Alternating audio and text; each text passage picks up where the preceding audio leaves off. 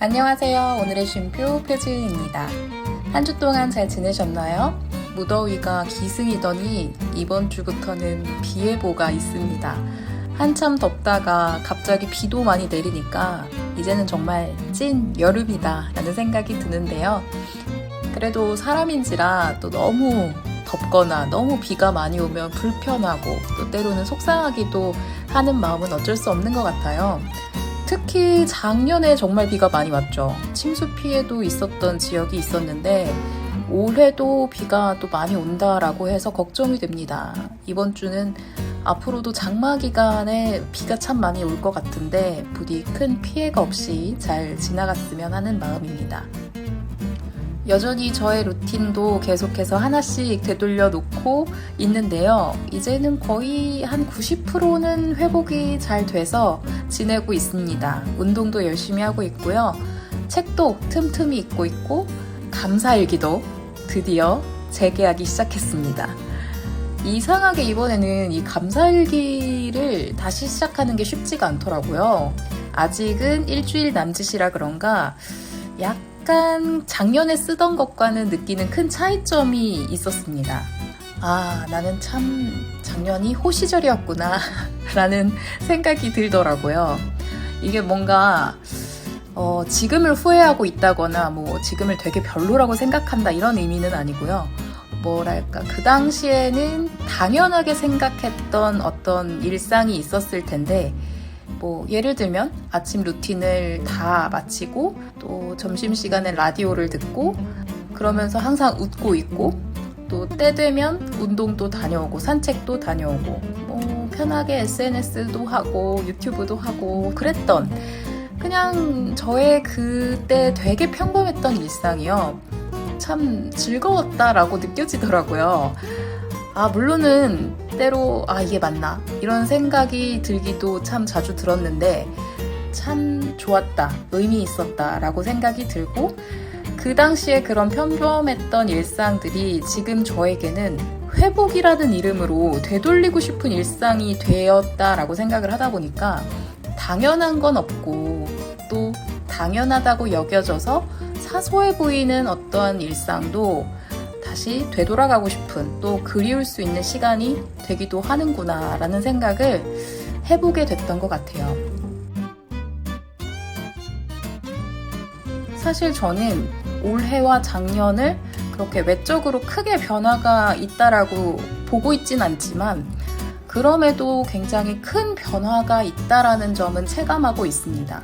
새로운 일들을 병행하기 시작하면서 작년과는 많이 다른 모양으로 살고 있는 것 같아요. 색다른 경험들을 하고 있는 일상을 물론 또 새롭기 때문에 그 안에서 적응이 어렵기도 하지만 즐겁기도 하고 얻게 되는 가치가 있더라고요. 한동안은 어려운 부분 이런 것들에 자꾸 집중이 되다 보니까 나도 모르게 그 감정적으로 괴로움이라는 거에 빠져서 회복이 더 힘들었던 것 같은데요. 근데 제가 요즘에는 그 감사일기를 다시 쓰면서 문득 제 시야가 확 트이는 느낌을 받았어요.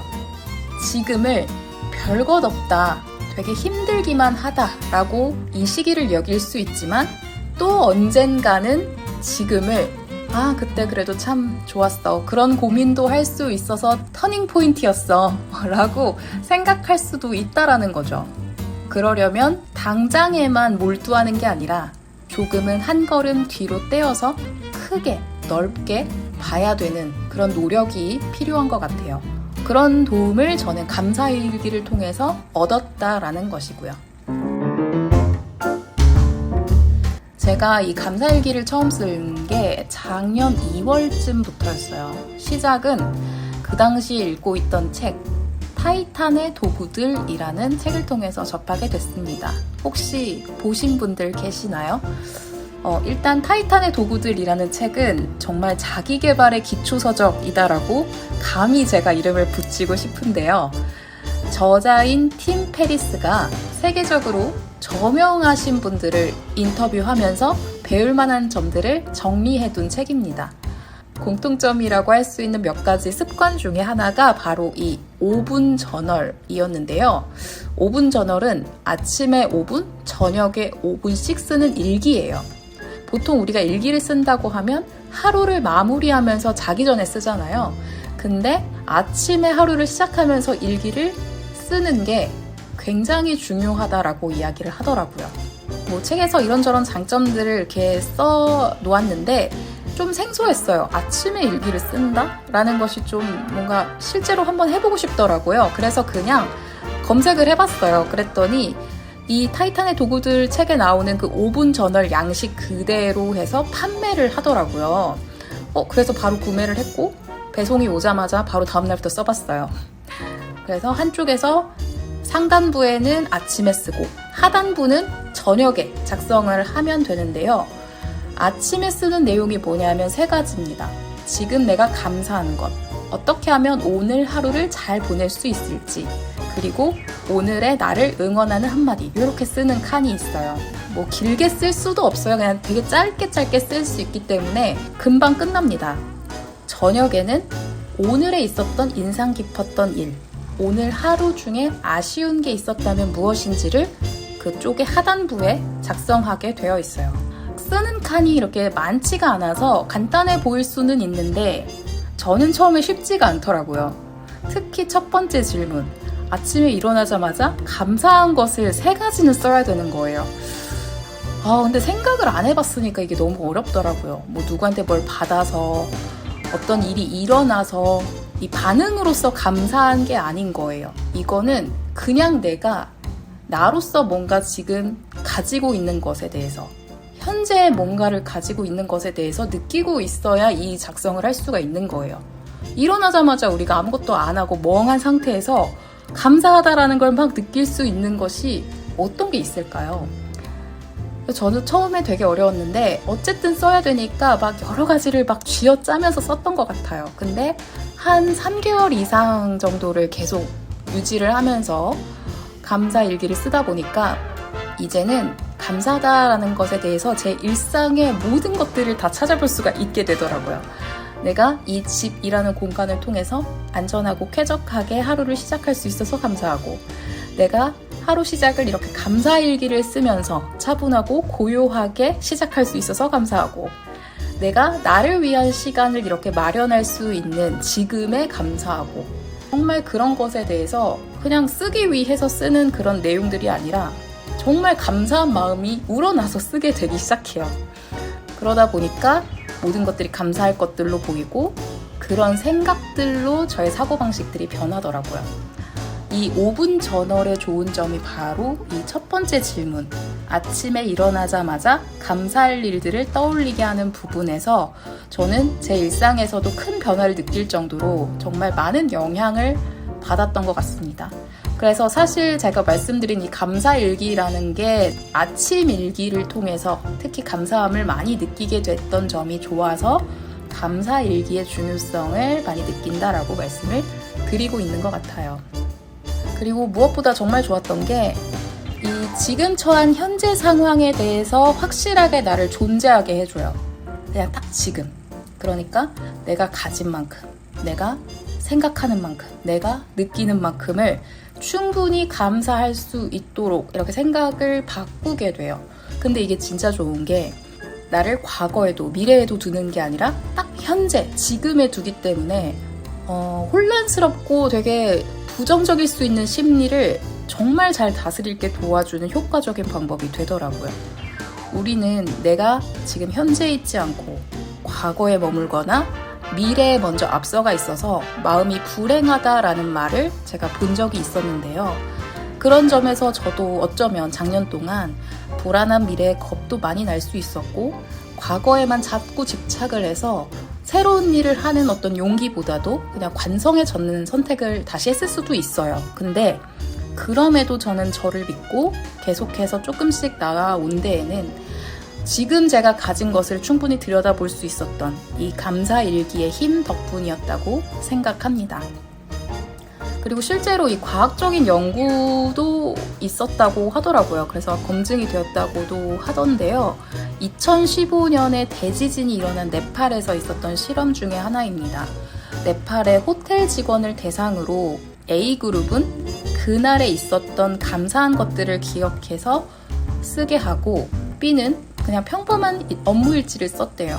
C그룹은 아무 요청도 하지 않았었는데 이 감사일기를 쓴 A그룹의 직원들은 일에 대한 몰입도가 2배 가까이 늘었고 오히려 이전보다 어려워졌던 그 업무 환경에서도 굉장히 힘을 잘 낼 수 있도록 태도도 달라졌다고 해요.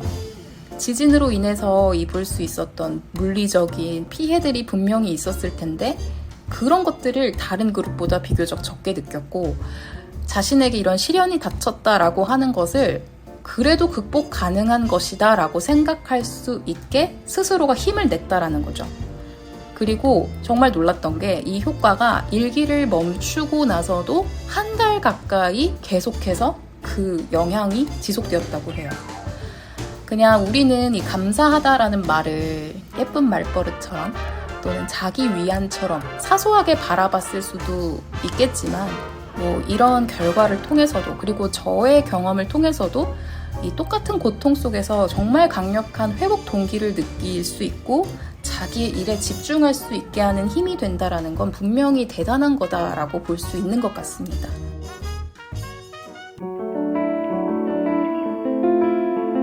안 그래도 제가 최근에 11편 그 슬럼프에 대해서 올렸던 에피소드에 대해서 좀 많이 놀랐어요. 왜냐하면 정말 생각보다 많은 분들이 또 들어주셨고 또 댓글을 너무 정성스럽게 그리고 용기를 다해서 저에게 전해주셨어요. 그래서 너무 제가 읽으면서도 따뜻하고 든든했는데요.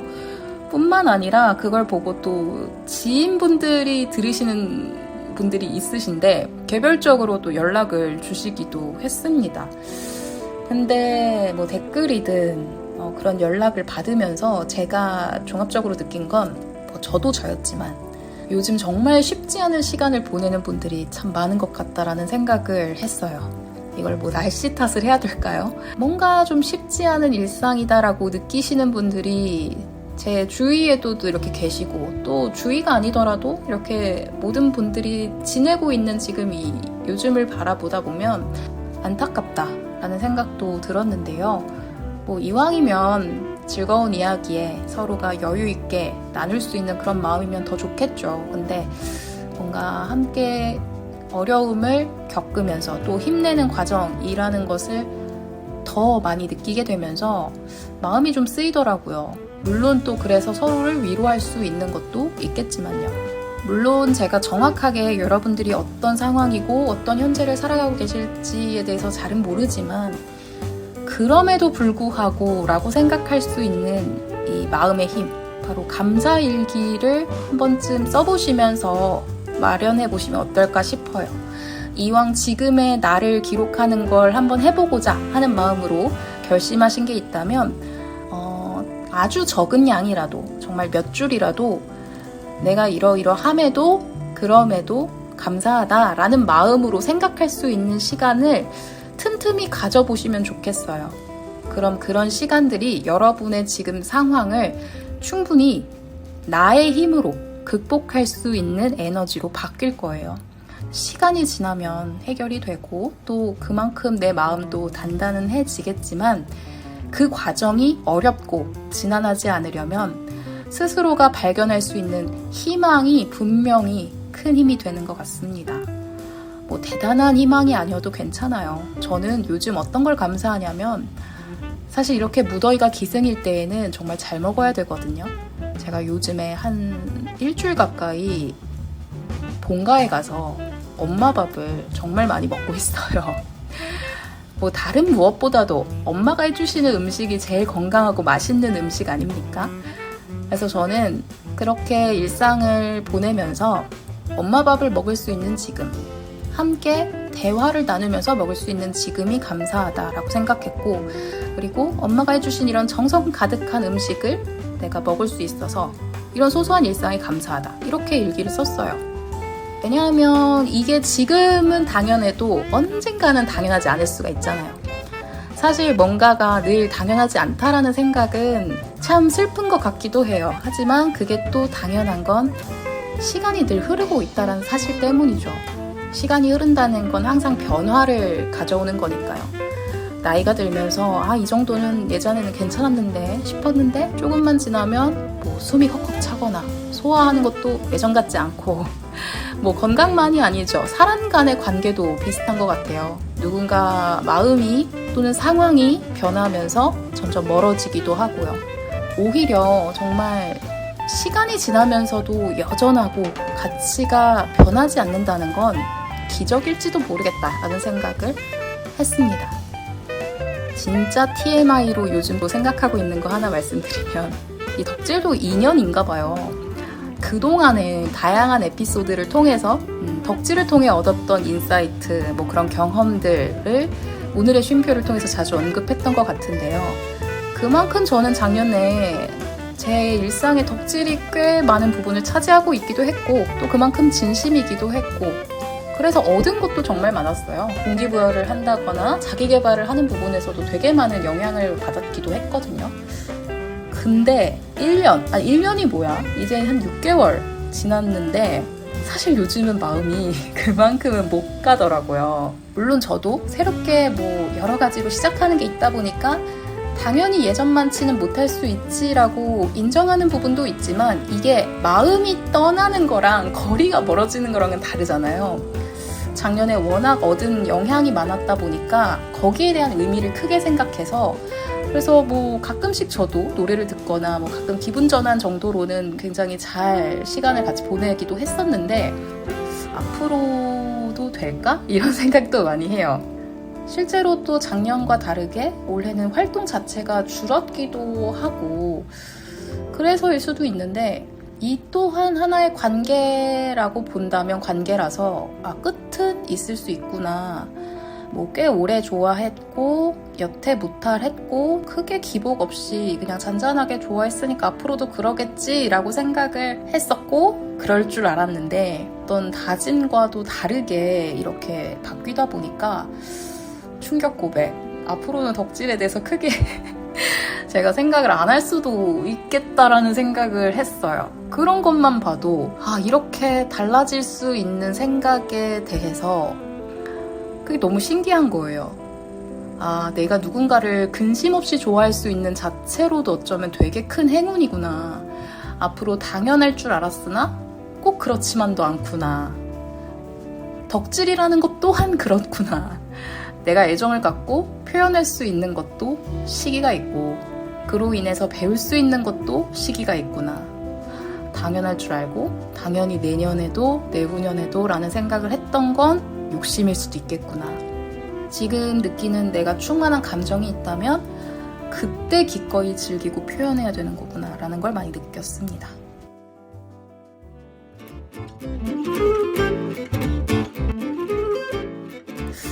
그래서 결론은 그냥 앞으로도 저는 지금 현재에 충실한 사람이 되어야겠다라고 생각했어요. 뭐 미래도 없고 과거도 없다 이런 얘기는 아니고요. 지금만 살겠다는 의미도 아닙니다. 늘 저의 목표가 있고 그걸 위해서 노력하면서 달려가지만 그럼에도 나는 늘 지금 현재에 있다라는 걸 직시하고 그래서 지금 느끼고 누리는 것들을 더 깊이 누리고 더 감사한다라는 의미를 말씀드리는 거죠. 뭔가를 경험할 수 있는 때라는 건 정말 그때이기 때문에 가능한 것 같아요. 이 시간이 한동안 지속될 것 같아도 시간이 지나면서 당연히 점점 달라질 수밖에 없고 또 나는 여전한 것 같지만 감정에 대해서 느끼는 깊이라든지 밀도는 분명히 달라질 수 있기 때문이고요. 지금 힘이 들어도 지금이라서 느낄 수 있는 마음일 거고 지금이라서 그 경험을 할 수 있는 거라고 생각해보는 거예요. 내년에 겪는다고 해서 다른 감정으로 다른 깨달음으로 다가올 수도 있어요. 이 경험을 내가 작년에 겪었다 한들 지금처럼 또 잘 극복하지 못할 수도 있고요. 다 그때여서 그 시기여서 자연스러운 거고 나에게 필요한 감정들을 경험할 수 있는 거라는 생각을 하니까 자연스러움에 대해서 마음을 좀 편하게 갖게 되는 것 같습니다. 그래서 소소해서 더 사랑할 수 있는 지금을 더 아끼기로 했습니다. 오늘의 쉼표라는 이 경험도 마침 오늘 이런 이야기를 나눌 수 있는 시간도 마침 들어주시는 여러분들과 함께 나눌 수 있어서 특별하다고 생각하면서 오늘의 이야기는 여기서 마무리하도록 하겠습니다. 여러분, 지금 힘드셔도 이 시기에 겪어내면서 얻는 가치가 분명히 있을 거예요. 지금 주어진 시간, 그리고 내 주위에서 함께 해주는 사람들에게 존재해 주어서 감사하다라는 마음을 느끼면서 하나씩 극복해 나가고 때로는 함께 나누면서 이겨내 나갔으면 좋겠습니다. 오늘의 쉼표, 그리고 저도 항상 응원하도록 하겠습니다. 그래서 오늘은 마지막 곡으로 김연자의 아모르 파티 들으면서 마무리해보려고 합니다. 제대로 활력을 올려주는 멜로디에 묻혀버리는 저는 이 철학적인 가사에 정말 여러분들이 함께 들으셨으면 좋겠다 생각을 했어요. 절대 흘러버리지 마시고 지금을 사랑하자는 의미, 바로 이 아모르 파티 함께 들으면서 오늘 마무리하겠습니다. 비 많이 오는데 몸 조심, 차 조심하시고요. 저희는 다음 주에 또 만나겠습니다. 들어주셔서 감사합니다.